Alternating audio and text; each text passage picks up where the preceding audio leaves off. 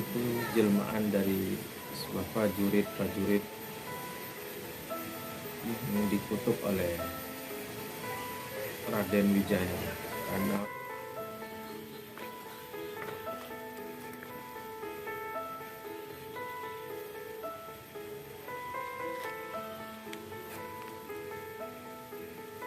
gerbang Boybian dari Selupan Tengah itu ke sendiri itu dekat kolam ada kayu besar itu lah. Oh, yang dililit kain putih. Ya. Kenapa harus dililit air putih?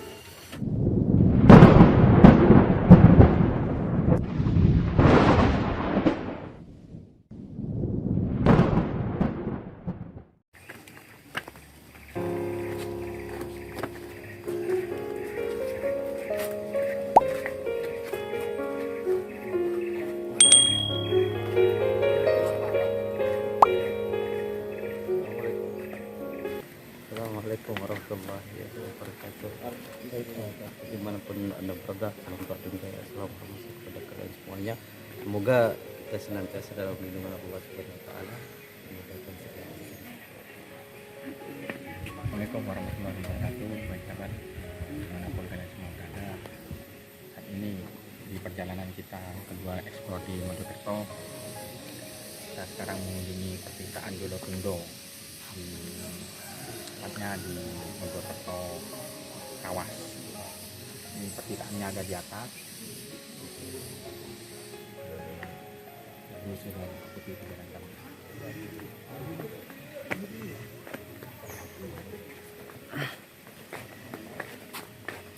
Sekarang prosesnya mumpung weekend ya, jadi bosnya agak ramai sedikit. Kan lagi libur panjang, jadi setelah hari libur panjang setelah hari raya Idul Fitri. Ini lumayan ramai sih pagi hari.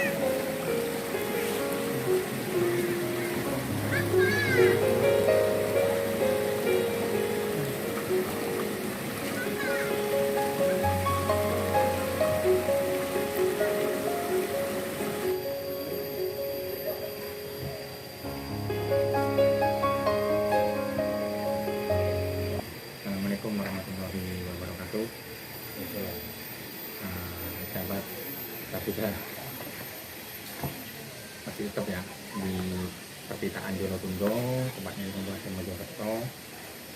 Sekarang lagi menikmati suasana sejuknya di sekitar pertitaan ini. Tadi juga sempat keliling, sempat melihat area sekitar. Kita beserta para santri yang lainnya, dan Mas juga tadi juga sudah melihat. Pengen tahu nih apa menurut Denmas sendiri, menurut pandangan sisi gaibiah dari Denmas sendiri yang tadi dilihat di pemandian tersebut atau di pertitaan itu apa sebenarnya sih? Apa hubungannya pemandian itu dengan ikan yang banyak sekali dan besar-besar? Itu ikannya besar-besar nih. Iya. Besar ikannya banyak. Apa nih? Saya menjelaskan dari sisi gaibiah. Di sana ada pemandian Jolotundo dan banyak orang juga yang berkunjung untuk mandi dan berbagai macam lah Tujuannya juga. tujuannya mereka datang ke sini menurut keyakinan dia. Untuk soal ikan-ikan tadi yang sangat besar dan banyak di sana. Di sana itu konon itu jelmaan dari sebuah prajurit yang dikutuk oleh Raden Wijaya karena dulunya mungkin mempunyai kesalahan kepada Raden Wijaya, makanya dijelma atau dikutuk menjadi ikan-ikan tersebut. Sampai sekarang ini masih sangat banyak dan terus berkembang besar-besar juga. Tapi jinak itu nanti jinak tidak besar. Memang kalau lihat geli juga karena besar. Cuman tadi BPK juga sempat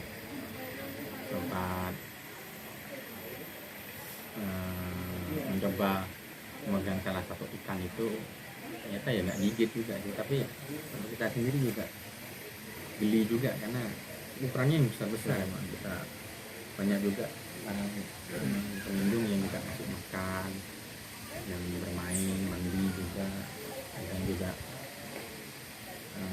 membawa air untuk dibawa oleh-oleh. Banyak juga yang melakukan ritual juga sampai yang di atas sana. Jadi bau dupa di sini juga banyak sekali. Untuk ini di bawah juga ada rentuhan candi kayaknya. Candi, bukan batu. Itu candi Sengaja disusun. Tempatnya sejuk ya kayaknya. Ini Masih lestari ya.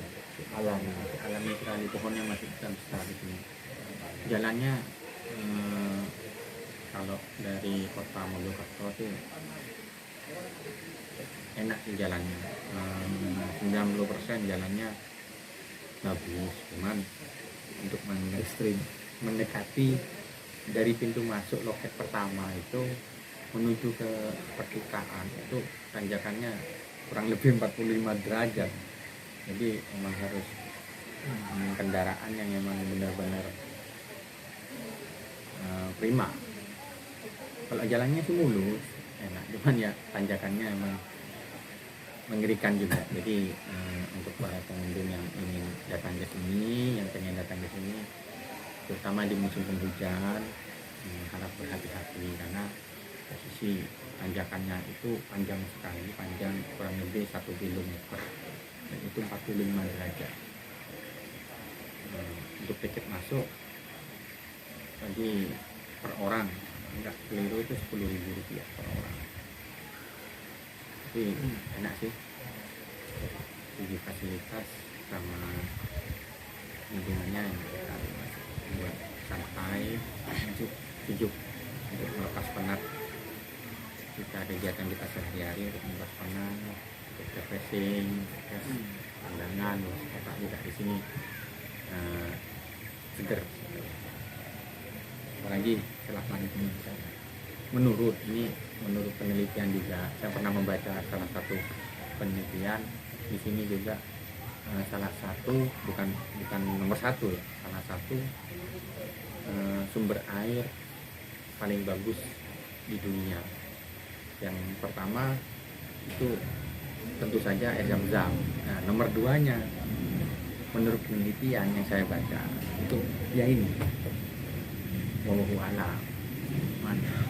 Semoga saja ini juga bisa mengangkat wisata kita, wisata lokal ke negara kita. Mungkin ada yang ditambahkan?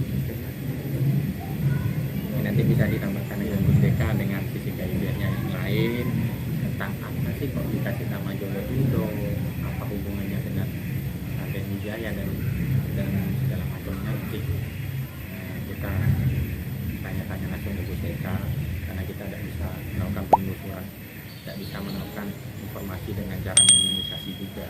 Nah, ini tempat wisata, nah, dikirain apa gitu.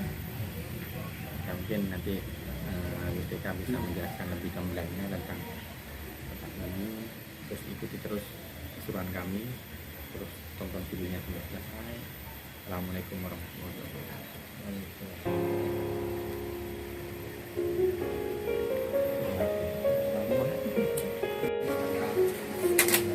Sahabat, sekarang BPK mengajak para santri untuk tempat rituan yang di atas itu untuk ngapain dan apa, langsung ikuti aja ya.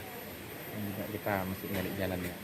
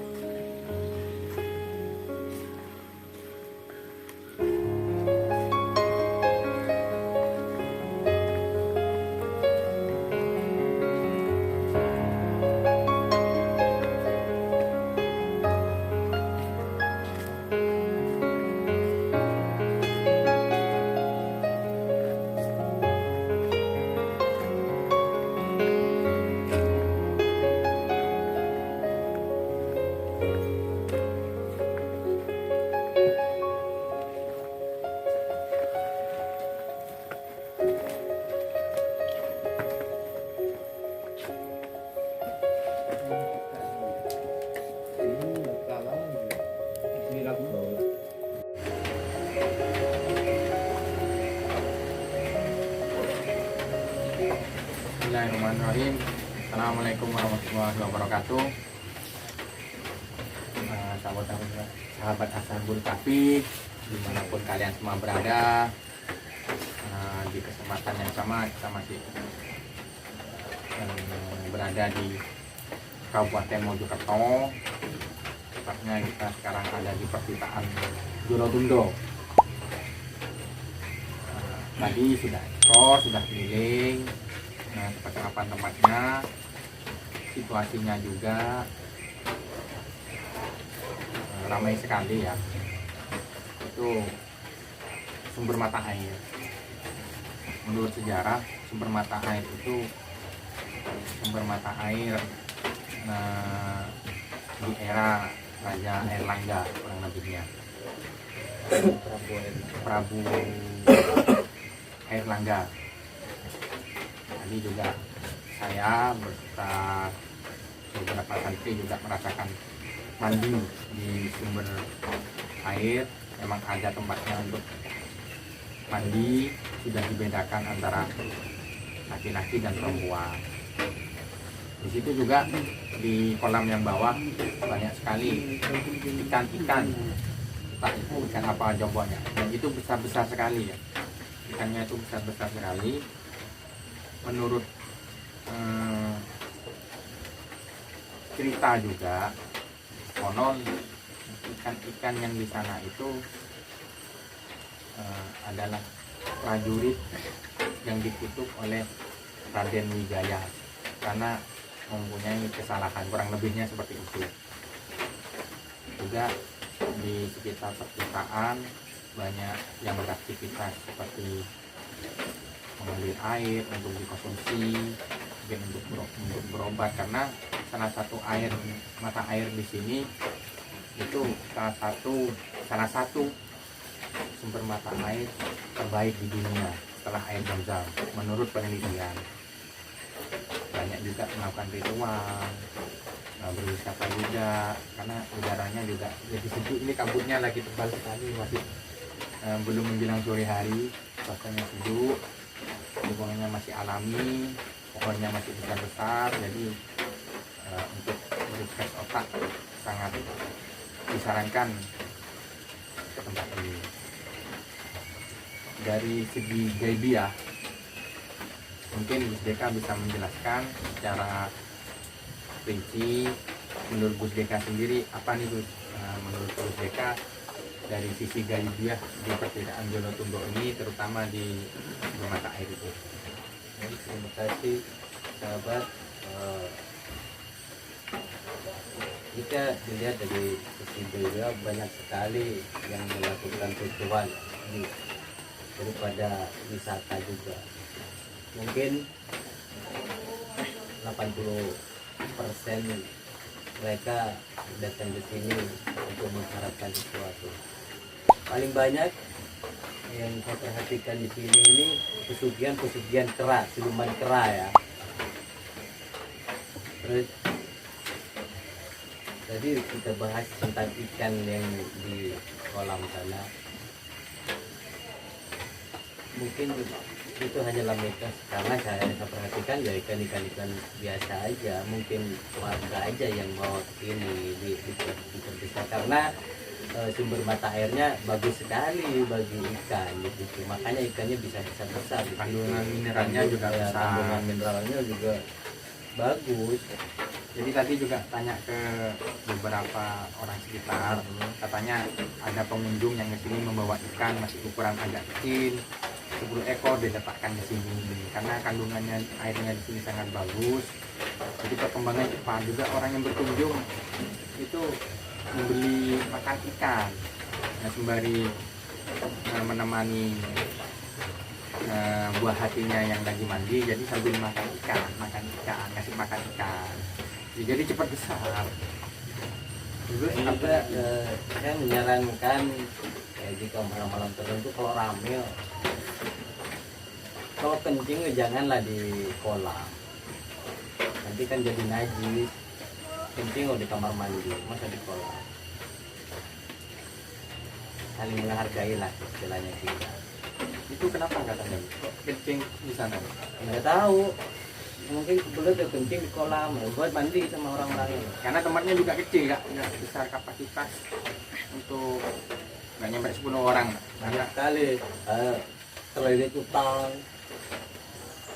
datang ke sini, punya banyak masalah, datang di sini minta cari jodoh, minta ini apa, awet muda toh ke inilah salon tarik benang. Punya masalah, jangan buat masalah. Kalau nggak pengen punya masalah, terlilit utang, jangan ini, jauhkan riba. Mandi kembang gitu. Banyak kembang-kembang juga tadi di sana itu. Biar awet muda. Jadi baunya. Mohonlah pertolongan hanyalah kepada Allah Subhanahu wa taala. Perbaiki ibadah kalian, perbanyak sholawat. Karena kunci hidup itu perbanyak-banyaklah sholawat. Insyaallah kebahagiaan akan selalu menyertai kita.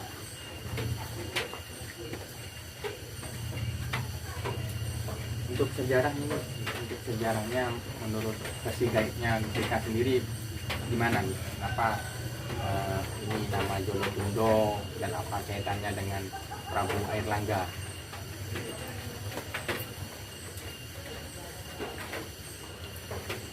nanti kita bahas masalah itu untuk part selanjutnya ya. Makanya ikutin terus perjalanan kami. Nah, kita masih explore di daerah Mojokerto. Kita insya Allah akan mengunjungi beberapa tempat yang berada di Kabupaten Mojokerto, yaitu Bumi Mojopahit. Nah, banyak sekali di sini kalau disamperin satu-satu. Kalau perhatikan banyak sekali ini apa monyet-monyet bergelantungan itu. Daripada yang wisata kebanyakan itu yang mengharapkan sesuatu yang ke sini, minta-minta ya di sini. Jangan, saya sarankan. Kekayaanmu itu akan abadi. Awet muda pun tidak abadi. Ada awet muda. Karena banyak yang minta awet muda juga. Iya, banyak sekali tadi.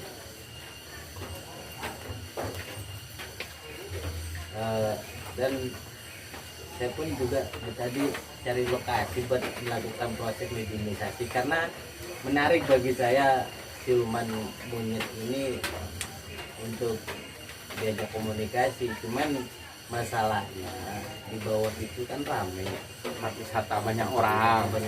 juga nanti mengganggu orang gitu kan. Ya kalau nanti memang ada kesempatan buat melakukan mediumisasi, ada tempat untuk melakukan mediumisasi, ya insya Allah akan kita lakukan mediumisasi.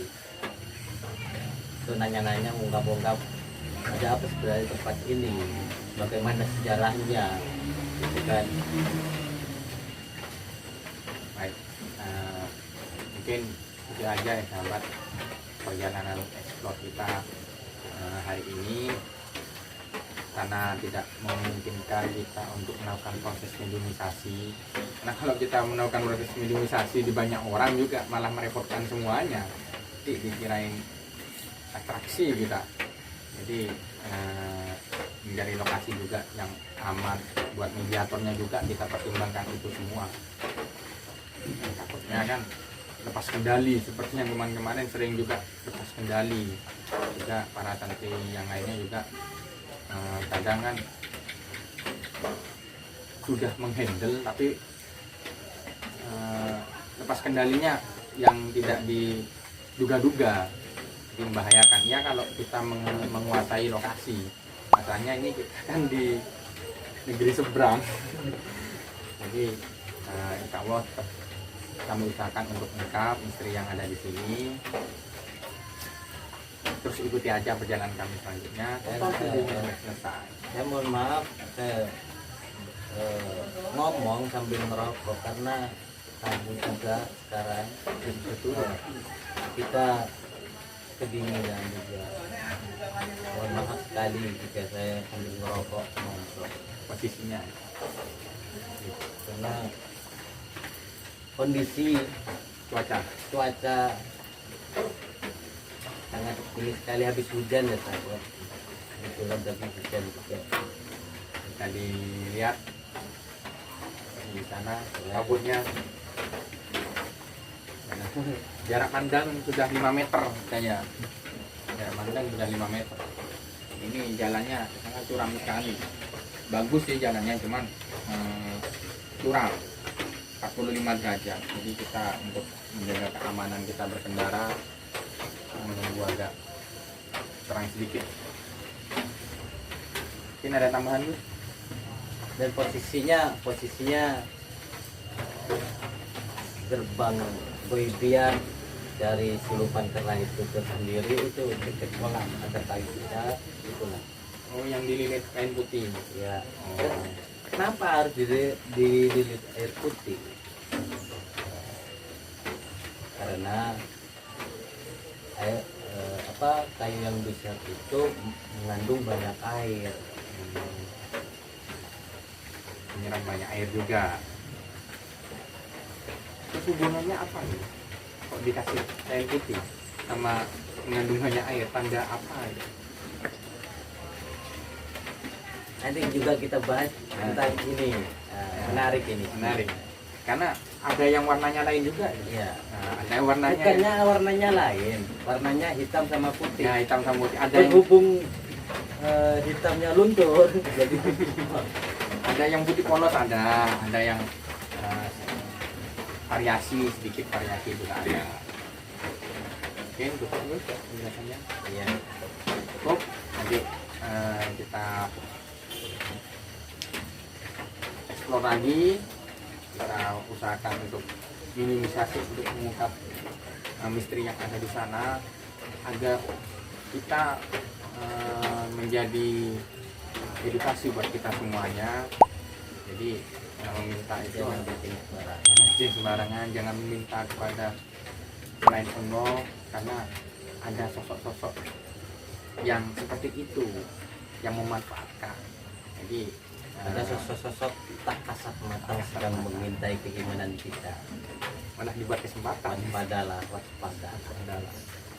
Jadi terus ikuti aja perjalanan kami, tonton videonya sampai selesai agar tidak terjadi kesalahpahaman. Terus dukung channel kami dengan cara like, komen, subscribe, juga share ke teman-teman kalian apabila itu bermanfaat buat kalian semuanya. Sekian penjelasan dari kami. Assalamualaikum warahmatullahi wabarakatuh. Waalaikumsalam.